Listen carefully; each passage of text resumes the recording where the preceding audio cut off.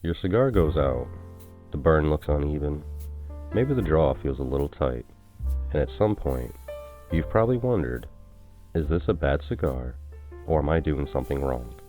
Most of the time, it's not obvious, and that's where a lot of frustration comes from. Over this series, we've broken down how cigars burn, draw, and perform. So in this final episode, we're going to take all of that and apply it to the problems people run into the most. And usually, you can trace it back to three things: how it's burning, how it's drawing, and how you're smoking it.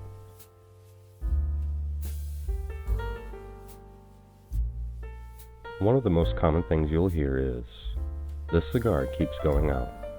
Something's wrong with it." And that makes sense. You expect it to stay lit. But what's actually happening, most of the time, is the cigar isn't getting enough consistent airflow to keep the ember going. Premium cigars aren't designed to burn constantly like a cigarette. They rely on you. So if you're smoking slowly, which is usually a good thing, it can go out. That doesn't mean it's a bad cigar.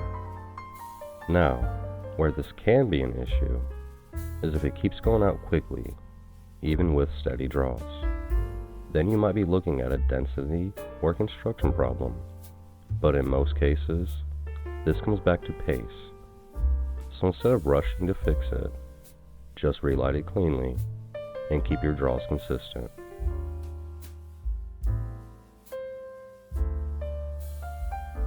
Another big one, uneven burn, means the cigar is poorly made. And sometimes, that's true, but not always. An uneven burn often starts at the light. If one side gets going faster than the other, it can carry through the entire smoke.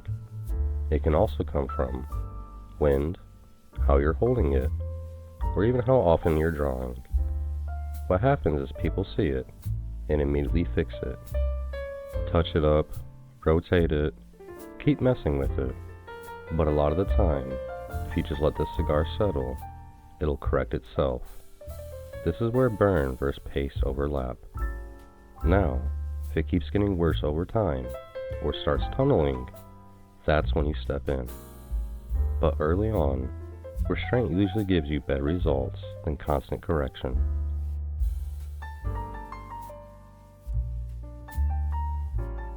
This one feels logical. Tight draw, cut more, and sometimes that works. If the restriction is at the cap, opening it up can help.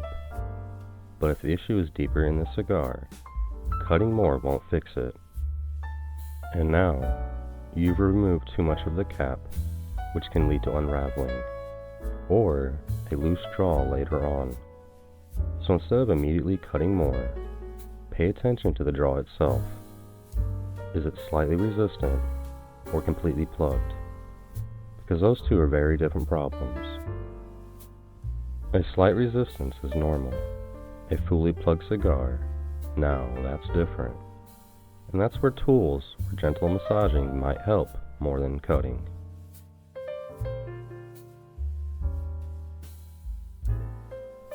Ash is one of the easiest things to judge visually. Long ash, light ash, it looks like a quality signal. But ash color and strength come more from the mineral content in the soil and how the tobacco burns, not how well the cigar was constructed. You can have a well-made cigar with darker ash, and a flawed one that holds a long, light ash. So while it's interesting to look at, it's not something you want to rely on to judge the cigar itself.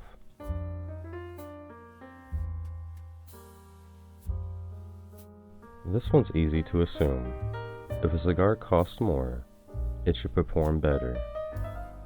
And price can reflect better tobacco, more aging, more consistency in production. But it doesn't guarantee a perfect burn or draw every time. Even well-made cigars can have inconsistencies. So when something feels off, it's not always helpful to jump straight to, "This shouldn't be happening at this price." Instead, go back to the same three things: burn, draw, pace. because that's what determines how the cigar actually smokes.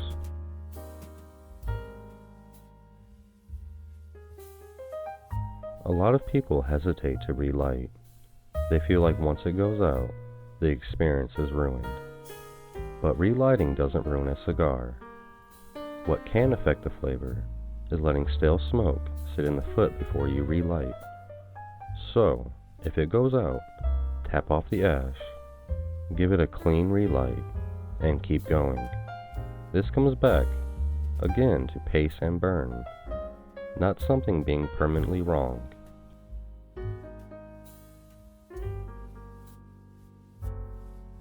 Most of these aren't really mistakes, they're just misunderstandings. And once you understand what you're looking at, burn, draw, and pace, you don't really need to guess anymore. A good cigar doesn't need to be constantly managed.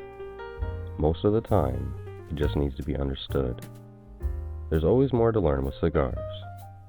But if something hasn't made sense yet, there's a good chance someone else has run into it too. So leave it below. And thank you, as always, for spending time with me here in the Honest Humidor.